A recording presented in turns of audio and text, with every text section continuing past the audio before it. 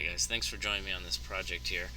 Going to be installing a permalock system on my four-wheel drive. Went this route because I didn't want to have to deal with the cable inside of the cab. Basically what this does is it gets rid of the vacuum assist four-wheel drive system in the front and permanently locks your axles. Now it's not locked in your four-wheel drive. What it is locking your axles together. You still have to engage your four-wheel drive in the cab.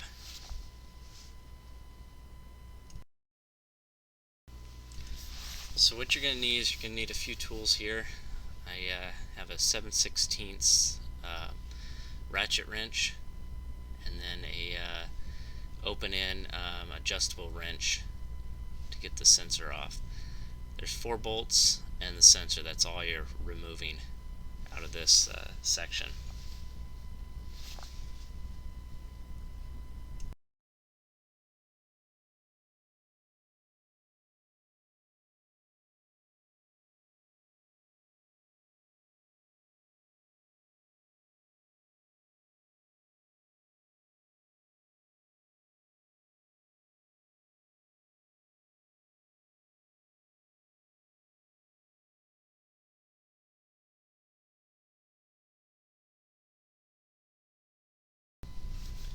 Alright guys, so you're going to want to put a drip pen underneath this system before you open it up.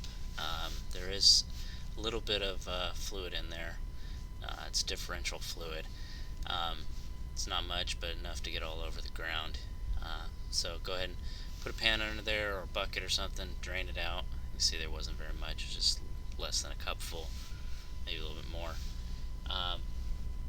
Clean it out and start taking it apart.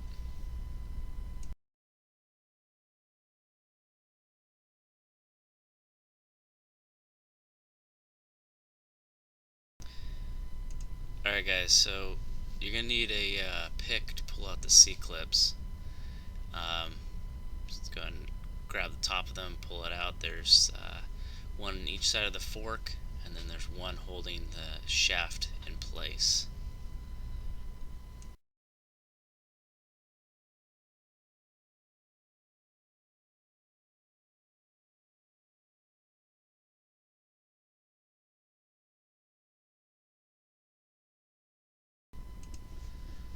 So got the fork out of the old one. When I put it into the new one, I noticed that the hole for the shaft through the fork was too small for the new shaft. So I measured the new shaft and it came out to 3/8 of an inch. So what I wound up having to do is drill out the fork to 3/8 of an inch so it can slide in smoothly. Cleaned it out with some sort of brake fluid or something just to get all the shavings out.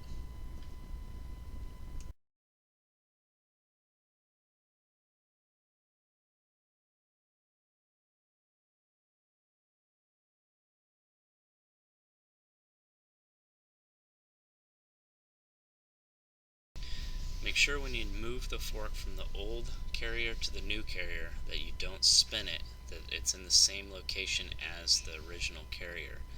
That's so the offset of the fork lines up to your shaft. So this kit came with 3 new C-clips. One is going to hold the shaft in place, and the other 2 are going to move the fork over and hold that in its new location. The new fork will no longer be able to move. It's going to be locked permanently in the new location.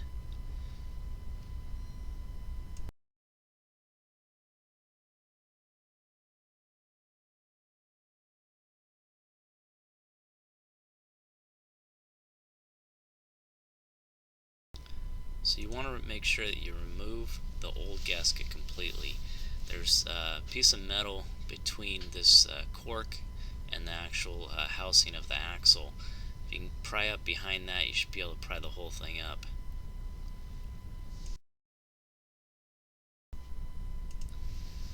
So when you're putting the new one on, you want to make sure that collar that I'm moving right there lines up, and if it doesn't line up, You're going to want to rotate the passenger wheel until you can get all the gears lined up so it moves smoothly between the two. You want to make sure the fork lines up on that collar, and then put your gasket in between and bolt it back up.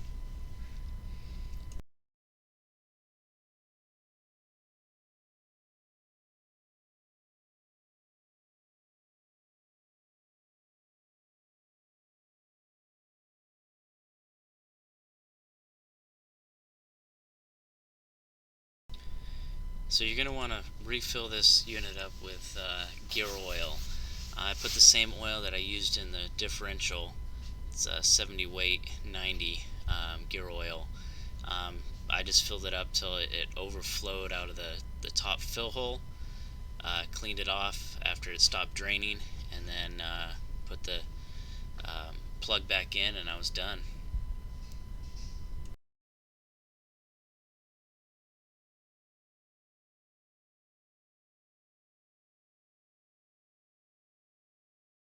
So you can do this or not. What this is, I'm splicing the wires together so the light in the side of the cab will show the four-wheel drive engaged. You can skip it or not. If you don't want the light on, skip this step. The sensor itself you're going to remove and set aside. You're not going to reuse. And then the air you're going to tuck up into the engine. Now with the air, you're going to want to go all the way into the engine bay and block off the air tubes so that your vacuum system's not leaking.